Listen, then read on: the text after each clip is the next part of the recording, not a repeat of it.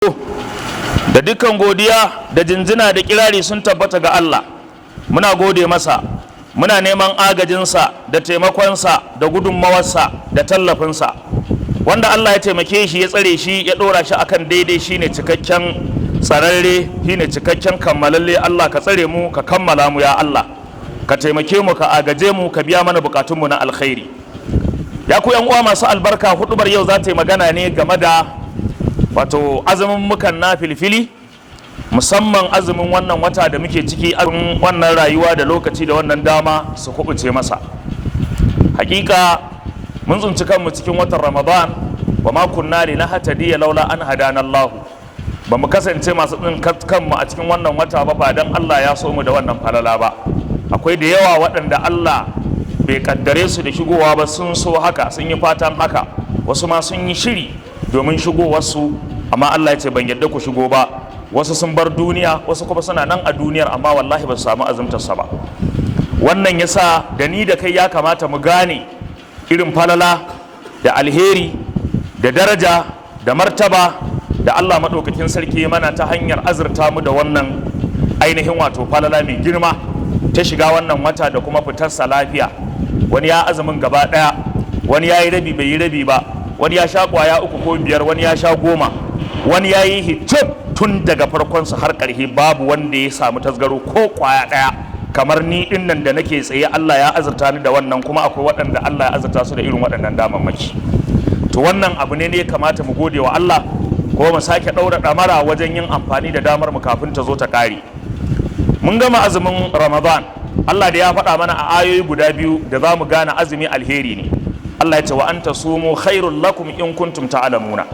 Ku ya azumi alheri ne gare ku in kun sani. Sannan ya ce an wajabta azumi akan ku, kutiba alaikumus siyam. An wajabta azumi akan ku kama kutiba alal ladina min qablikum la'allakum tattaqun. Kamar yadda aka wajabta akan wanda suka zo kafin ku, idan kuka yi nazari akan haka to zai sa ku samu tsoron Allah. Allah ka kara mana tsoron ka ya Allah. To wannan mun gama da shi, Allah ya ba mu dama. Abin da ya biyo baya shine azumi a cikin wannan wata. Abin mamaki da ban sha'awa, a yanzu haka akwai wanda yau ne ya yi sallah, ya gama sata shawwal ɗinsa. Bana ya yi azumi, ya yi sallah ran Juma'a, washe garin Alhamis ya fara sata shawwal, don haka yau sallah. Asabar kai, asabar washe gari asabar ya fara sata shawwal ɗinsa, ma haka yau sallarsa. Faɗu ba da mithli haula. Madalla da irin waɗannan mutane da ba sa wasa da damar da Allah ya ba su. Lafiyar jikinsu ba su barta tana tafiya a banza ba, suna amfani da ita wajen bautawa Allah da saita rayuwarsu. Hakika wanda ya yi wannan hikima, kuma wanda ya ɗauki wannan a matsayin wato kadami na yadda zai gama da duniya lafiya, kuma zai gama da Allah lafiya, wallahi ya kama hanyar tsira da izinin Allah. Akwai wanda sun yi kwaya 2 saura 4, akwai wanda sun yi kwaya 3 saura 3, akwai wanda jiya ya fara yau yana na 2, akwai wanda yau ya fara. Muna fata Allah ka ba mu ikon azumtar wannan sitta shawwal din da Allah madaukakin sarki ya sunnanta mana, manzon Allah ya sunnanta mana. A hadisi ya tabbata daga Abu Ayyub al-Ansari, Allah ya hada mu da shi a Jannatul Firdausi. Abu Ayyub al-Ansari yake cewa lalle Annabi Muhammadu sallallahu alaihi wasallama ya ce, man sama ramadana, duk mutumin da ya azumci watan Ramadan, thumma atba'ahu 6 min shawwal, sannan ya biyar masa da guda 6 a cikin shawwal, kana ka siyami dahar, yana nan kamar azumin century guda, kamar azumin zamani guda, wato kamar azumin shekara guda. Mun sha yin bayani da lissafin yadda abin yake. Dama dai al'ashru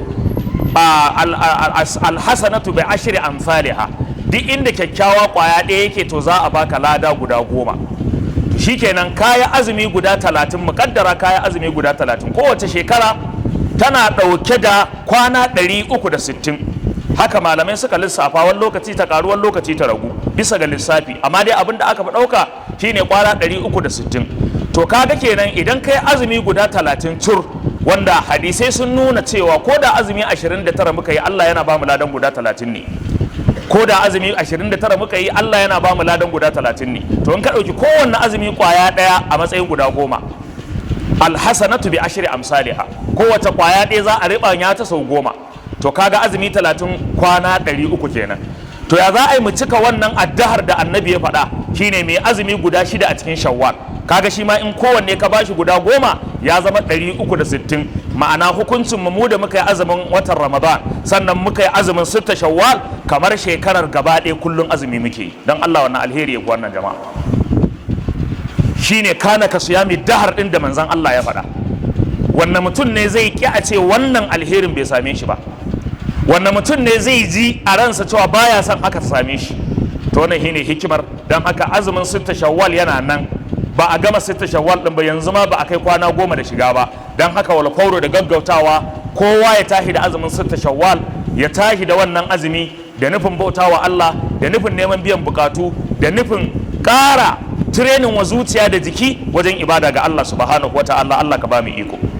azumi na biyu daga cikin azumin muka da suka tabbata a sunna, da azumi na uku shine azumin ranar arfa ga wanda bai je aikin hajji ba, da kuma azumin ranar ashura shine ranar 10 ga watan almuharram.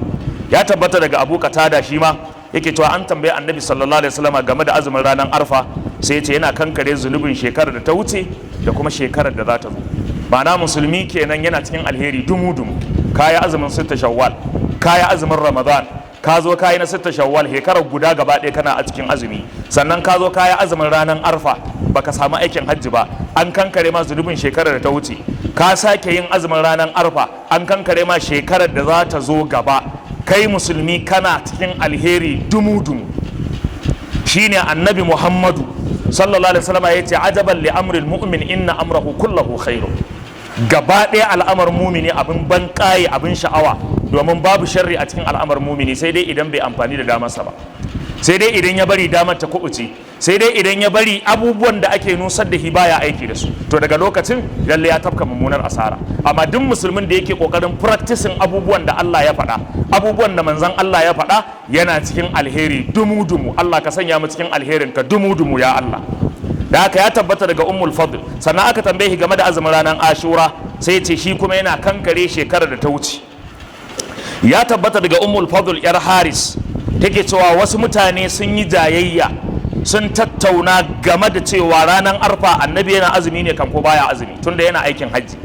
faqala ba'dhum huwa sa'im, wasu ka ce yana yi, wasu ka ce a'a.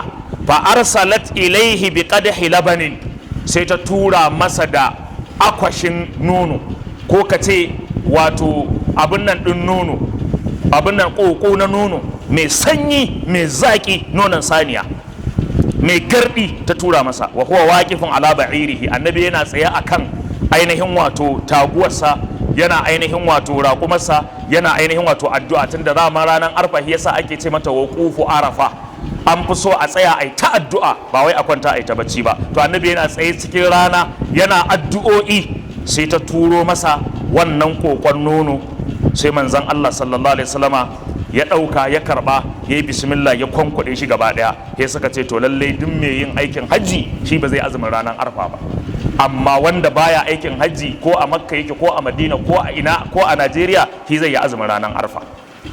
ya tabbata daga Gatfan dan Tarif al-murrai kala yake cewa sami'tu ibnu Abbas yaqulu, naji dan Abbas yana cewa hina sama rasulullahi sallallahu alaihi wasallam yawm ashura wa amara bi siyamihi, lokacin da annabi ya azumin ranar ashura kuma yace ayi.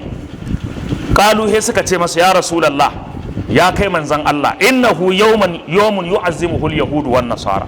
ai wannan ranar 10 ga watan al-muharram rana ce wanda yahudu da nasara suna bata girma, suna mutunta ta. sai annabi sallallahu alaihi wasallam ya ce to in Allah ya yadda, idan Allah ya kai mu shekara mai zuwa, to zan azumci ranar 9 ga wata, ba azumci ranar wata kama da irin kalar ibadar da yahudu suke yi. to annabi yakan kawo abin da zai saba, ko ya roki Allah ya bahi damar yin wani abu wanda zai saba wa yadda yahudu suke yi. da haka sai manzon Allah ya ce idan an shekara mai zuwa ta zo zai yi. marawaici ya ce sai ya zamanto shekarar da ta zo Allah bai kai rayuwar manzon Allah ba, to amma kuma wannan azumi ranar 10 ga wata da ranar 9 ga wata sai ya zamanto sunna a gare mu. azumi na 4 shine azumin watan Allah al-Muharram. ya tabbata daga Abu Huraira yake cewa mafi falalar azumin muka gaba ɗaya shine azumin Ramadana, yace sannan kuma sai azumin watan Allah al-Muharram. malamai suka ce me yasa Allah yace watan Allah? ai duk watannin na Allah ne. inna iddatash shuhuri indallahi 12 shahran fi kitabillah yawma khalaqa samawati wal ardi minha 4 hurum. to wannan sai ya nuna, amma manzon Allah ya ce shaharullahi muharram, to me ake nufi? Sai aka ce Allah ya ambace shi ne, jingina shi gare shi don ya girmama watan, ya nuna darajarsa da martabarsa da kimarsa gare shi, ba don sauran watannin ba su da daraja ba, amma shi yana tasa ta musamman, don haka Allah ya jingina shi kai tsaye zuwa gare shi. Sai ce mafi kuma falalar sallah ita ce sallar dare, mutum ya tashi da daddare ya sallah, ba sallar da tafi wannan bayan ta farilla. Sallar na filfili da ake da rana falillahi alhamdu wal minna, amma wacce tafi falala da samun karbuwa gurin Allah da kuma biyan bukatu shine mutum ya tashi da daddare ya ainihin wato yi. Dan haka ana so a yawaita azumi a cikin watan Allah al-Muharram, amma dai kara azumce shi gaba daya. Azumi na biyar shine azumin watan Sha'aban, shine watan da yake zuwa kafin Ramadan. Wannan shi ma ya tabbata cewa Nana Aisha, Allah ya hada mu da ita aljanna, tace ban taba ganin Annabi Muhammadu sallallahu alaihi wasallama istakmala siyama shaharin qattu, ya cika azumin wata gaba daya ba, illa ramadana ko illa ramadana, sai dai ramadan. Sai ta ce wa ma ra'aytuhu fi shahrin akthara minhu siyaman illa fi sha'ban, haka kuma ban taba ganin annabi yana azumi kamar ba zai sha ruwa ba, kamar ba zai karya ba, kamar sai ya gama gaba daya ba, in ba sha'ban ba. Sha'ban annabi yana azumta su da yawa, saboda haka ya tabbata shi ma ana buƙatar yin azumuka da yawa. Azumi na shida wanda ya tabbata a sunna shine azumin litinin da alhamis, kamar yadda ya zo daga Usamatu dan Zaid cewa annabi sallallahu alaihi wasallam ya kasance yana azumtar litinin yana kuma azumtar alhamis. An tambaye shi game da haka, sai ce inna a'malal ibadi tu'radu yawmal ithnain wal khamis, ayyukan bayi gaba daya akan zo a yi baje kolin su a gaban Allah a ranar litinin da alhamis. A ranar litinin da alhamis a lokacin ne ake baje kolin ayyukan bayi a gaban Allah. Sai manzan Allah a watar waya ya ce ba zan so a ce aje a yi baje kolin aiki na a gaban Allah kuma ya zama babu azumi a ciki ba. Ga sallah, ga zakka, ga kyauta, ga biyayya, ga nafilfili, ga kaza, kuma a ce ba azumi. Ya ce ba zan so haka ta faru ba. Da haka shi yasa duk a sati annabi yakan yi azumin litinin da alhamis, saboda ranar da aka je aka yi baje kolin ayyukan bayi a gaban Allah ya zama a cikin ayyukan akwai azumi a ciki, saboda Allah ya ce ku yi azumi alheri ne a gare ku. To wannan kenan, dan haka ana buƙatar mutane su mai da hankali game da wannan azumin muka, saboda suna da alheri, suna da ɗimbin lada, kuma suna yaye matsaloli da damuwoyi, suna kashe cututtukan jiki da yawa, suna saita kwakwalwa, suna saita hankali, suna ƙara wa mutum basira, suna ƙara masa sanin ya kamata, saboda ibada ne ga Allah subhanahu wa ta'ala. Azumi na bakwai shine azumin kwana uku a kowanne wata, kamar yadda ya zo daga hadisin Abdullahi dan Amr dan As, yake cewa annabi sallallahu alaihi wasallam ya faɗa mar baki da baki, yace sum min kulli yawmi min kulli shaharin salasata ayyami, ka azumci kwana uku a kowanne wata, fa innal hasanata bi ashri amsalha, idan kai azumin kwana uku a kowanne wata to an baka azumin watan gaba daya. To da in kai kwaya ɗaya za a baka goma, in ka ƙara yin ɗaya a baka goma, in ka ƙara yin ɗaya a baka goma, kaga ka azumi 30.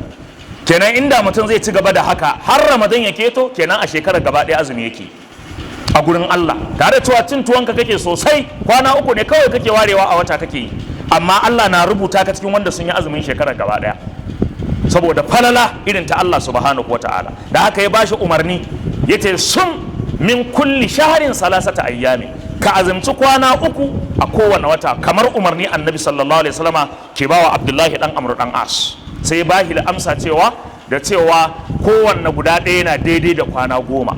To kaga wannan ba karamin alheri bane.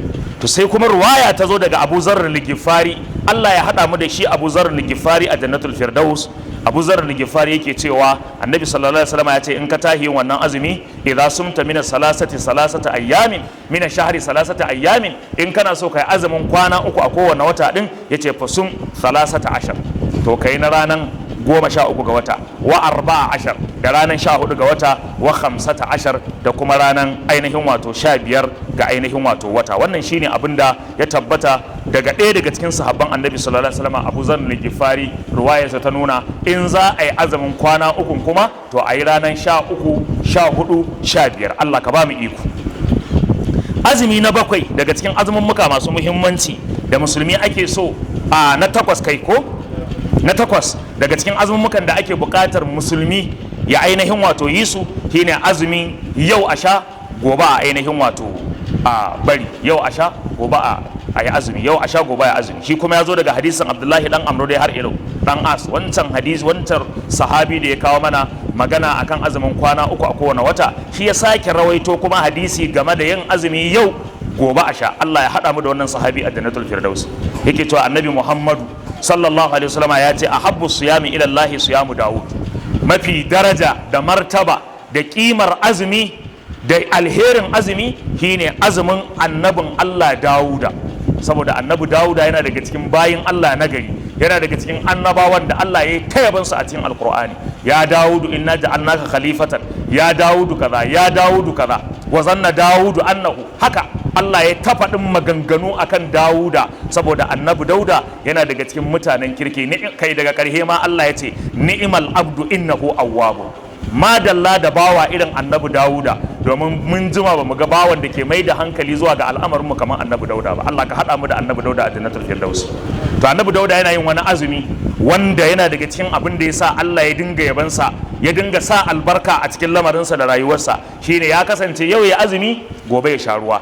Malamai suka ce babu azumin da ke saita temperature mutum da yanayinsa da lafiyar jikinsa da taharrukinsa, komai nasa ya zama yana saici sama da azumin annabin Allah annabi Dawud, saboda zai zama jikinka bai yi zafi ba, jikinka bai yi sanyi ba, kai baka yi kiba ba, kai baka yi rama ba, kai baka zama kaza ba, ma'ana zaka zama baina zalika qawama. Yau ka wuni kana jin yunwa, gobe ka wuni a koshe. Yau ka wuni cikin ibada, gobe ka huta, sai zama ba za ka kosa ba ko ba za ka gajiya ba. Azumin annabin Allah annabi Dawud kenan. Saboda haka mutane da yawa ba sa wannan azumin, kuma wallahi azumin alheri ne. Kuma idan kana wannan azumin, to wai Ramadan ya zo ka tsorata, wai ka firgita, kai kawai rayuwarka dama kusa za ta zama a cikin azumi take. Saboda akwai wanda tsabar yadda ya kaurace wa yin azumi, ana cewa gobe Ramadana hankalinsa ya tashi, yana cikin firgici.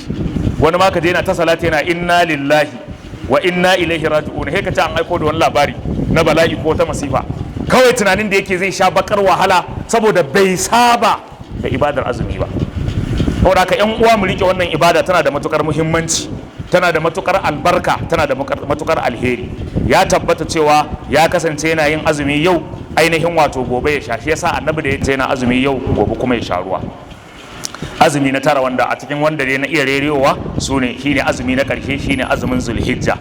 Daga Hunaidata bin Khalid yake cewa daga matarsa, yake cewa daga wasu daga cikin matan Annabi sallallahu alaihi wasallam, take cewa Annabi sallallahu alaihi wasallam ya kasance yana azumta 9 Zulhijja, 9 ga watan Zulhijja.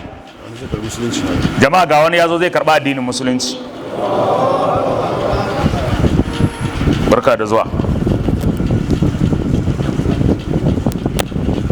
Ka zo zaka musulunta? Daga ina kake? Daga Kaltungo. To kana da yan uwa a nan ne? Baka da yan uwa? Musamman ka taho nan dan ka musulunta? Ni na zo aiki ne sai muka haɗu da gida ne da. Okay, da kana aiki ne a nan? Aikin me? Aikin kwankere, aikin gini. Sai ka haɗu da wani mai gidanka, sai ka ji kana sha'awar musulunci.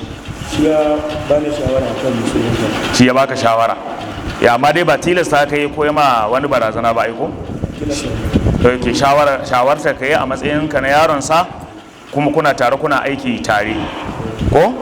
To kuma ba dole aka yi ma ba, a raɗin kanka yanzu ka ji za ka musulunta, haka ne? To shi kenan zan faɗa ma wasu kalmomi, fassararsu da ma'anarsu shine shiga addinin musulunci idan ka yarda da su, ka amintu da su. Ka shirya a faɗa maka? To ka shirya a faɗa maka? Ka ce ashhadu ashhadu Allah ilaha illallah wa ashhadu anna muhammadan rasulullah. Masha Allah.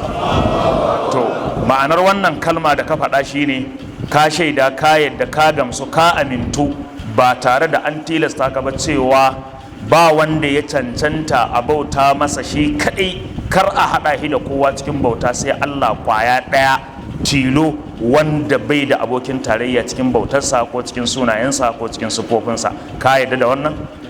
Ka amintu da wannan? Sannan ka ce bayan yardarka da wannan duka annabawan Allah gaskiya ne, tun daga kan annabi Adamu har kan annabi Muhammadu sallallahu alaihi wasallama, gaba ɗayansu gaskiya ne. Amma a cikin annabawan nan kaf babu ɗan Allah, babu ƙanin Allah, ba yayan Allah, ba ɗan uwan Allah, ba komai. Bayi ne, halittu ne na Allah da Allah ya turo su domin su karantar da mutane addininsa. Ka yadda da wannan? Hatta annabi Isa ba ɗan Allah ba ne, Maryamu ba matar Allah ba ce, kuma ba Allah ne ya ainihin wato mu'amala da ita ta samu cikin annabi Isa ɗan Maryam ta haife shi ba. Ka yadda da wannan? To yardarka da wannan cewa annabi Muhammad addininsa ne za a bi kuma shi za a yi yayinsa a yanzu, duk wani addini yanzu an dakatar da shi, na musulunci na manzan Allah annabi Muhammadu shi yake aiki a yanzu. Ka yadda da wannan? To yardarka da wannan shi ya mai da kai musulmi. Da haka daga yau sunanka musulmi, dan uwanmu, kamar yadda kowa yake a wannan masallacin. Abu na gaba, kana da suna da ake kiranka da shi lokacin da kake addinin Christianity? Wannan suna ne? Saminu? Saminu?